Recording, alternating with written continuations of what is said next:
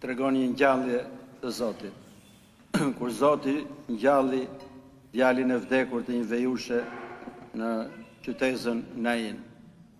Ne I përsërisim vazhdimisht këto gjëra. Dhe do doja t'ju të rriqja vëmendjen që kur I përsërisim leximet e ungjive, nuk do thotë se I dim dhe s'është nevoja t'i dëgjojmë përsëri, sepse ndodh shpeshherë kjo. Shumë njerëz që vinë vazhdimisht në kish, ngaherë nuk e dëgjojnë ungjillin kur lexohet, duke menduar që e din. Ungjilli është fjalë jete, është një ushqim. Ne të gjithë I dim ushqimet. E megjithatë çdo ditë njerëzit hanë 3 herë në ditë, ndoshta disa edhe më shumë. Por vazhdojnë e hanë përsëri, sepse ushqimi mban jetën e tyre. E njëjta gjë ndodh edhe me ushqimin shpirtëror. Fjalët e Zotit janë fjalë jete dhe ne I dëgjojmë vazhdimisht me mendje për të ushqyer shpirtërisht.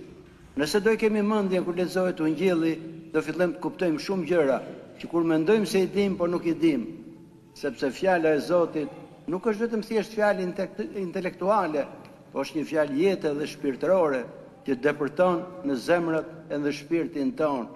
E keni parë ju që kanë qenë një zakon I vjetër, kur lexohet ungjilli, vinin dhe rrinin gjujë poshtë amvonit, pikërisht sepse besonin që fjala e Zotit ka realisht një fuqi, si shpreh Shën Pavli. Prandaj ne I përsërisim disa gjëra vazhdimisht, sidomos ngjallja, sepse ngjallja është fitoria kryesore e Krishtit mbi botën e rënë. Vdekja erdhi si pasojë e shkëputjes njeriut nga burimi I jetës, nga Zoti. Dhe vdekja nuk është natyrale.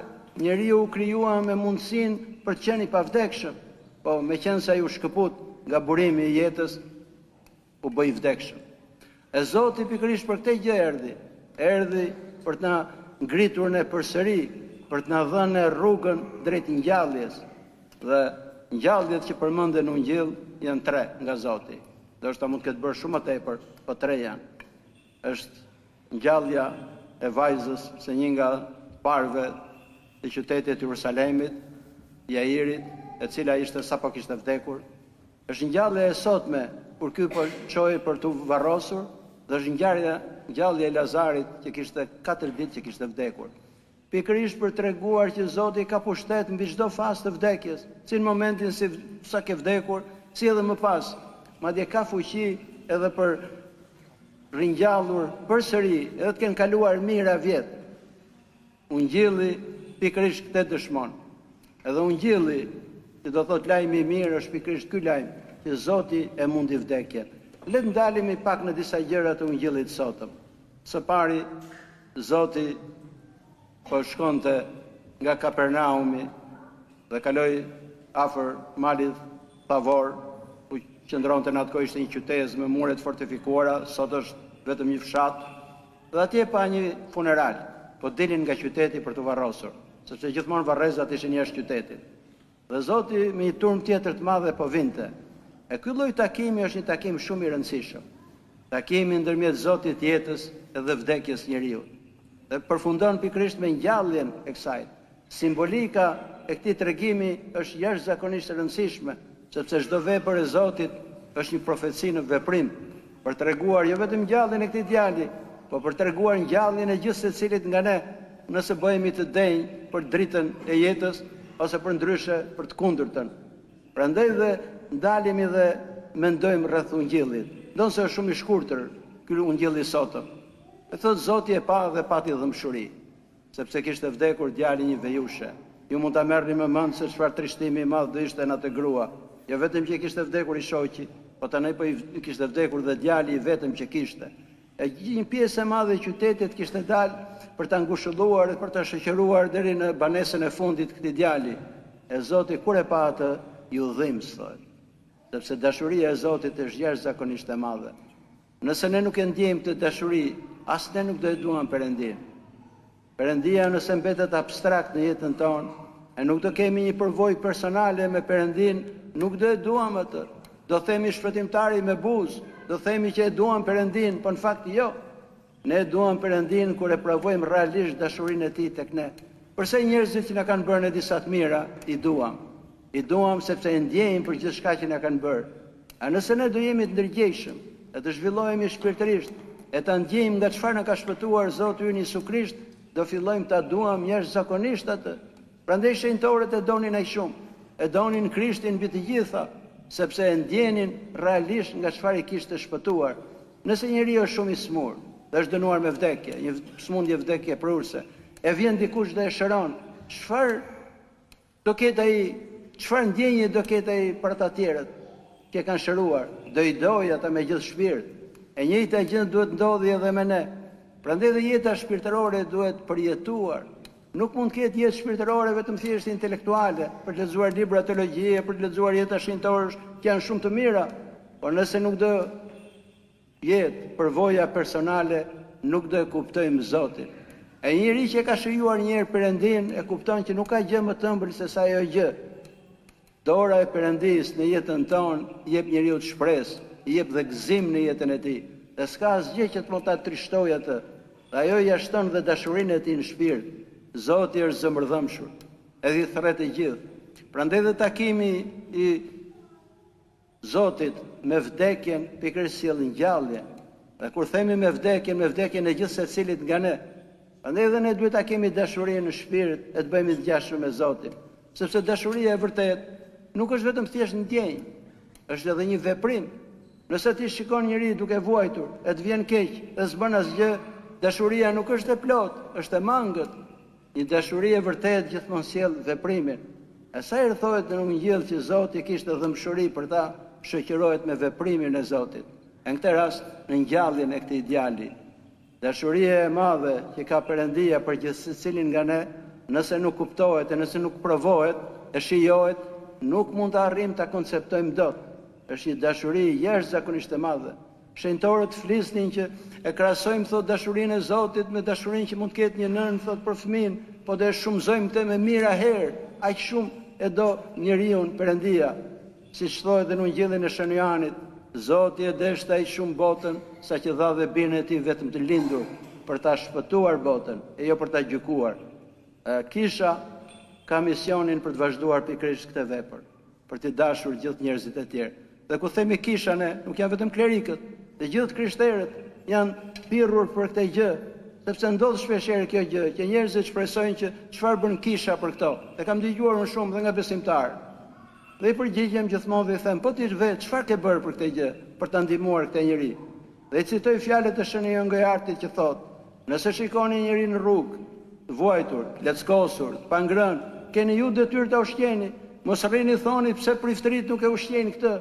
Çdo i krishter është thirrur për të ndihmuar gjithë secilin që ka rrotull, sepse dashuria për të afërmin është për gjithë krishterët, nuk është vetëm thjesht për disa njerëz veçantë. Kisha nuk është e klerikëve, kisha e gjithë krishterëve ortodoks. Klerikët janë ata që mund ta administrojnë, po kisha fillimisht është e Krishtit dhe i përket gjithë krishterëve. Dashuria e vërtet nuk mjafton vetëm thjesht të na vi keq për dikë, po duhet të bëjmë një veprim.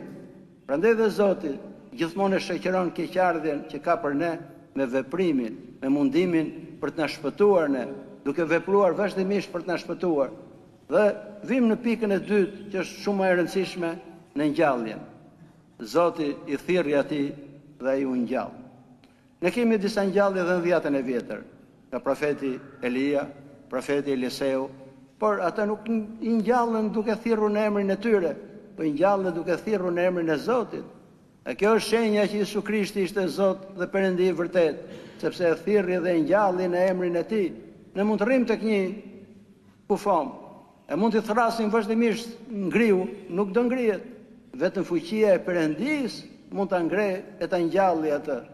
E ngjallja e këtij djali është një shpresë për gjithë secilin nga ne, për treguar që Zoti ka fuqinë për ngjallur, e për të besuar që ne nuk duhet trishtohemi si ata që s'kan shpresë. Kur i thot Zoti vejushës që mos qaj, do t'i thot ta ngushëlloj, i thot mos u kalon dëshpërim. Lotët nuk ndalen në Ungjell, vetë Zoti vajtoi disa herë para Lazarit, kur vajtoi për Jerusalemin, por lotët e tij ishin lotë të tjerë, sepse ka lot, por ka dhe lotë të tjerë. Mund të qajnë njerëzit nga dëshpërimi i madh, po mund të qajnë edhe nga kuptimi i thellë shpirtëror i diçkaje, nga dashuria që kanë për disa njerëz.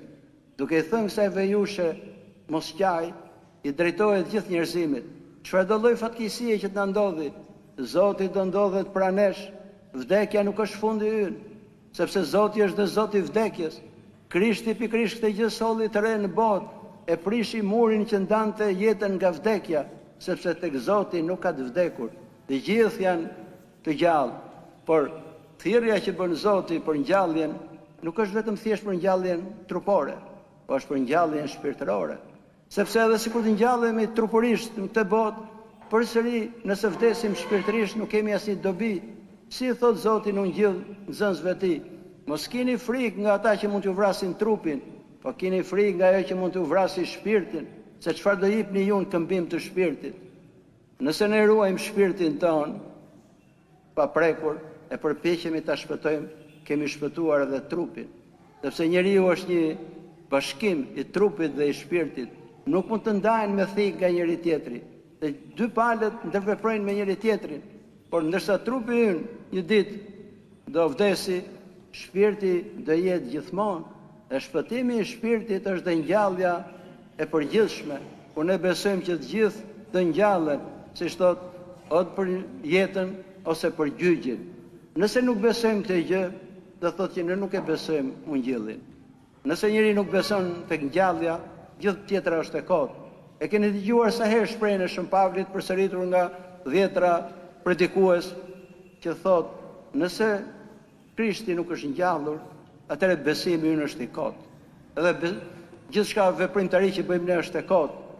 Krishti solli pikërisht këtë gjë të re, solli mundjen e vdekjes. E këtë e përsërisim vazhdimisht sepse është shumë e rëndësishëm, sepse nëse ne do kemi shpresën në ngjalljen, nuk do na trembi më vdekja, as nuk mund ta trembi gjërat e tjera. Dhe ka një fjali të fundit në Ungjillin e sotëm që përsëri është i rëndësishëm. Se nganjëherë ne i lexojmë dhe duke menduar se i dim, fakt nuk i dim. Duhet ndalojmë çdo varg të Ungjillit, sepse çdo fjalë e Ungjillit është një fjalë jete. E thot dhe populli që ishte i pranishëm aty u mbush me frikë, e duke lavdëruar Perëndin. Çfarë do thotë kjo që u mbush me frikë? U mbush pikërisht me frikën e Perëndis. Po frika e Perëndis nuk është si frikrat e tjera. Frika e Perëndis është një respekt i madh kaq i Zotit. Frika e Perëndis ngjall lavdërimin, sepse mbasi thot u mbush me frikë, filluan të lavdërojnë Perëndin. A nëse ne do kemi frikë Perëndin, nuk do kemi frikë njerëzit. As do kemi frikë çfarë do gjë që mund ndodhi në botë. Njerëzit që s'kan frikë Perëndin, dridhen para njerëzve, kanë frikë nga çdo fenomen, tremben nga tërmeti, tremben nga stuhia, e tremben nga gjithçka tjetër. Nëse ne do kemi në shpirt frikën e Perëndis, do mbushemi me lavdërim ndaj Perëndis. Prandaj edhe në Ungjillin e sotëm është përmendur ky varg, që thotë ata u mbushën me frikë dhe filluan të lavdëronin Perëndin për këtë ngjarje që kishte ndodhur. E njëjta gjë duhet ndodhi edhe me shpirtin tonë sot. Kur lexojmë Ungjillin, gjithmonë duhet ta kuptojmë dhe në planin personal. Ne duhet ta falenderojmë Perëndin sepse ka mund armikun të përbashkët të gjithë njerëzimit që është vdekja, sepse çdo gjë tjetër mund të jetë të ndodhi ose të mund ndodhi. Dikush mund të jetë i shëndetshëm të jetë, dikush jo, dikush i pasur, dikush jo. Po që diçka e sigurt është që të gjithë një ditë do largohemi nga kjo botë. Dhe fuqia e Zotit është pikërisht në ngjalljen përsëri. Dhe kjo është shpresa e krishterëve. Një njeri që mendon që është i krishter e nuk beson në ngjalljen, gënjen veten e tij, sepse nuk mund të ketë krishtërim pa ngjallje. Siç nuk mund të ketë një ngjallje pa kryqin. Prandaj edhe Zoti na thotë ne që të marrim kryqin. E çfarë do thotë marrim kryqin? Marrim kryqin është që të përballemi me çdo vështirësi që do na ndodhi, sepse kryqi nuk është destinacioni përfundimtar. Destinacioni përfundimtar është ngjallja. Prandaj edhe Ungjilli i sotëm është kaq i rëndësishëm. E çdo ungjill tjetër që flet për ngjalljen duhet na kujtojnë vazhdimisht që të mos trembemi as nga vështirësitë e kësaj jete, as nga çdo gjë tjetër që mund ta ndodhi, sepse fjalën e fundit do e ketë Perëndia. E do doja ta përfundoj me fjalët shumë të njohura të Shën Pais Agjeritit, i cili thotë këto fjalë: do isha çmendur nga padrejtësitë e kësaj bote, sikur mos ta dija që fjalën e fundit e ka Zoti. Kjo është shpresa jonë, e kjo është shpresa e kishës. E kjo duhet të jetë shpresa e gjithë krishterëve, që fjalën e fundit do e ketë Perëndia dhe e ka një Perëndi i mirë, i drejt e zëmërdhëmshur. Amin.